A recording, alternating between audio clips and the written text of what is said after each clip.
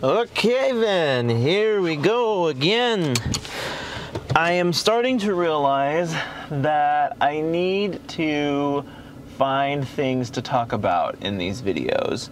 I'm watching a lot of other videos online, and having videos like these where I just talk about my life and what's going on or what's on my mind, I'm not exactly famous enough, if that's the word for it, for people to necessarily care about my everyday life. Like, I modeled my video structures off of that of like Sam Sulek and Dry Creek Wrangler School.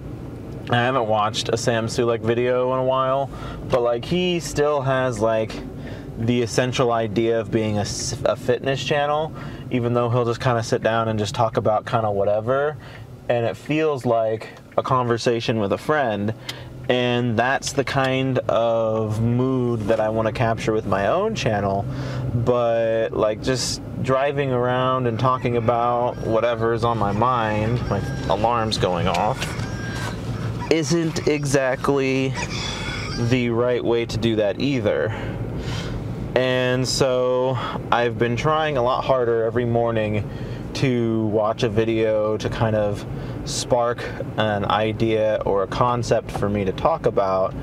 And so hopefully I can keep that going and I can find a bit of a talking point that works better for us.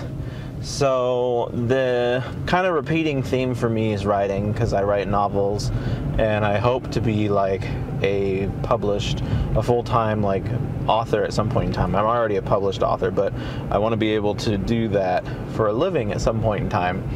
And so I need to figure out how to spread the wealth and how to get people interested. And see, there I am on the billboard again. People must not pay attention to the billboard. I've seen myself on the billboard, whoops, every morning. Too busy looking at the billboard to pay attention to the car that's in the roundabout. At any rate, maybe that's why people don't look at billboards. So yeah, I need to think of a better topic to address every morning and every day after work when I drive home, so that I can have more directed content and less just randomness of me talking. And like, I used to have more dedicated videos when I really took time out of my day to try and film something at home. And although that hasn't really like gone away for me, I haven't had the inspiration to do any videos at home because I'm doing these videos every day to and from work. And so my time at home is spent doing other things, because I was initially, when I thought about this, I was like, well, I'm going to do these videos to keep things going, but I'll still have more like produced videos that I'll put out, that I'll record on the weekends. And I just have not recorded anything on the weekends. And like, it doesn't help that like the videos that I'm making now aren't getting any sort of attraction or attention. And so for me to just continue making videos that are gonna not make any attention, like I don't want to put too much effort into something that's getting me nowhere. But that's not even supposed to be the topic of the video today. The topic of the video today is write what you know. So I watched a video about popular writing advice that is not entirely helpful, and that was one of the ones that he talked about. And it's one of the ones that I have always felt like it's a pretty terrible piece of advice. I have a buddy who like exemplifies that notion, and like is the exact reason why I feel like it's a bad piece of writing advice. So this buddy is a volunteer firefighter, and he lives by the ideology of write what you know, and every story that he has written is about a volunteer firefighter. And if you are anyone who strives to have any sort of creative diversity in your life, you would know how restricting it is to have all of your main characters have the same profession. And like even still, like all of your main characters even have a profession. I have written 5 full-length novels right now, and I don't know that I've written a single book where any of my characters actually have a job. Like, most of my books are about characters who are still in school, and so schooling is a popular concept that I tackle, but none of them are like working adults. And so, but like even if I did a book with like an adult, I don't know that I would have their profession be a main portion of the story, because that just seems not ideal to me. But to the same end, like most of our jobs are a big enough chunk of our lives that you kind of have to include it, unless they're living in some fantastical world where they don't necessarily need to have or do have a job. So I don't know. At the end of the day, that's not really been something that I've tackled. But the concept of writing what you know is extremely restrictive if you only allow yourself to write the things that you feel comfortable enough about talking about. And the way that I like to spin it is, instead of write what you know, it should be know what you write. And like, you don't have to be the most knowledgeable person on every topic in the world in order to write about it. Now, you want to be knowledgeable enough to where if you write about it, you don't sound like an idiot, but you also don't need to be having studied it for 5 years before you're comfortable enough to write about it. Like photography, for example. And my brother Kanan, I do a lot of work with photography, because my main character is like halfway interested in photography. He's trying to figure out if that's like really his passion in life, or if it's a passion that's more or less forced upon him. But still, he's passionate enough about it that he's looked up into it and has looked up how to do different things with photography and whatnot. And so with that character has a knowledge set that I don't inherently have. Like, I know enough about photography to be dangerous, but not enough to really support this character's needs. And so I did do a decent amount of just kind of surface level research to try and better understand photography as an art, and how photography would have looked in the 90s when this book takes place, and then trying to be able to better represent this character and his hobbies. And so, once again, I feel like writing what you know is an extremely restrictive piece of advice to be giving out and to be living by. Like, you should know what you write. But like I said, even then, it's like a 60% competency of what you're writing. Like I said, just enough that you don't make a fool of yourself by writing about it. And the internet has really made that more possible than it's ever been before. A lot of people, I'm sure everybody's got that one friend who pretends to be proficient in everything because they've watched a YouTube video or read an article about something at one point in time, and now they feel like they're able to speak as to the accuracy or the wonderfulness of that particular something. So it's interesting to me that exists today, and that we can now leverage it in our favor as writers. And like, you get to be that person who is annoying and is like, I know enough about this because I watched a video once, or I know enough about this because I read an article once.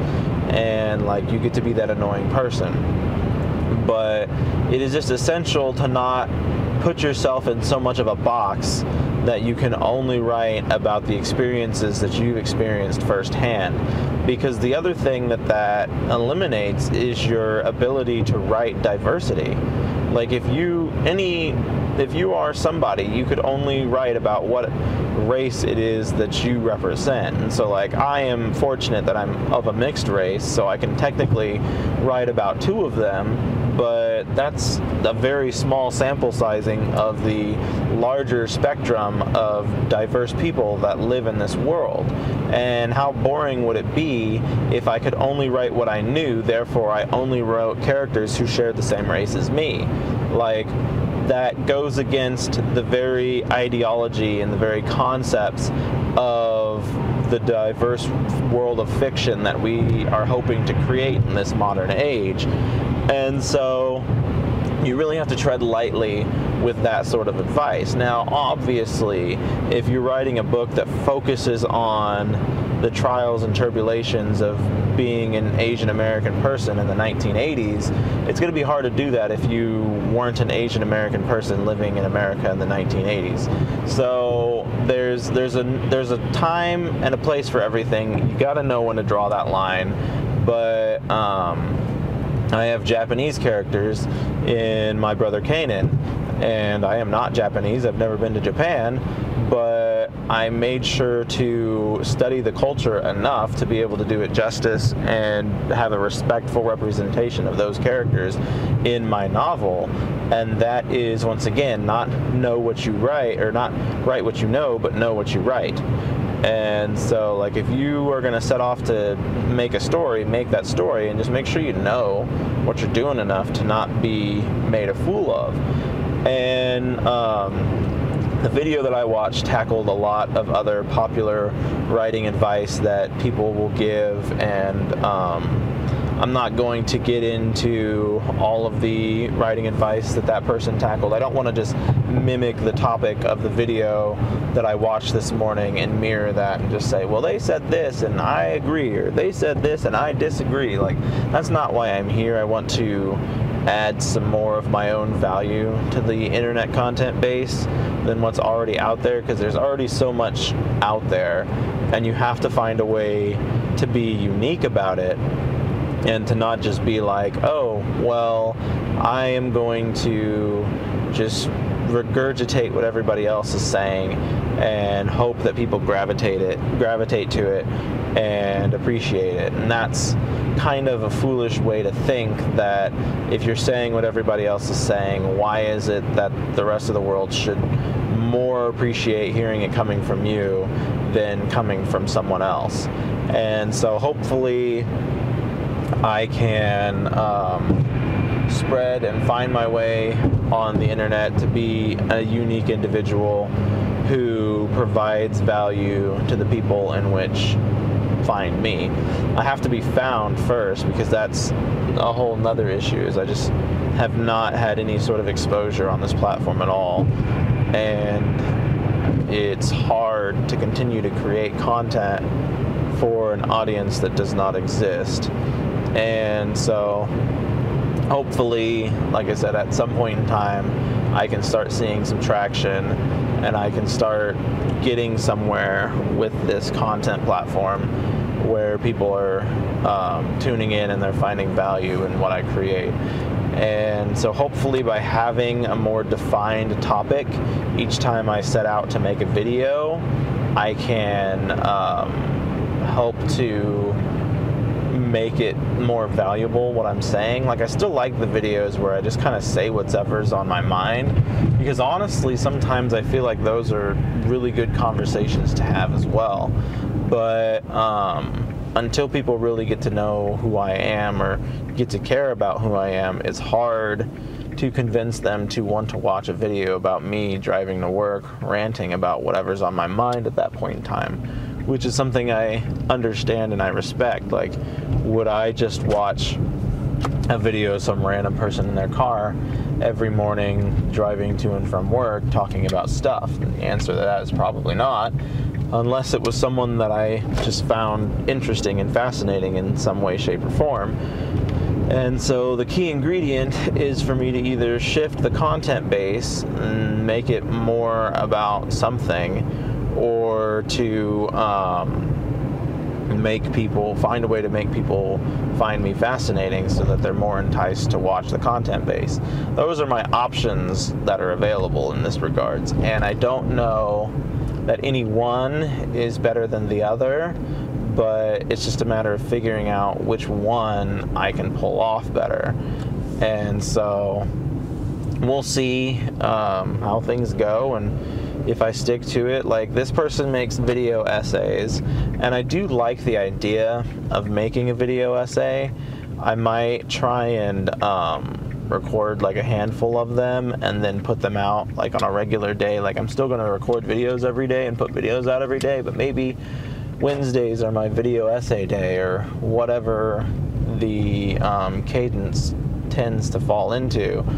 But just for the sake of content creation, like these videos of me filming myself coming and going from work is literally the only way that I'm going to be able to make my goal of 365 videos.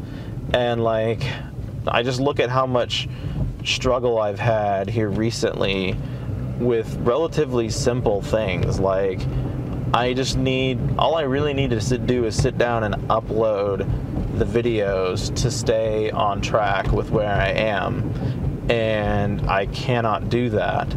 I instead am continually catching up to where I am, and then uploading videos to get ahead, and then catching up and getting ahead, and catching up and getting ahead, instead of staying consistent on the matter.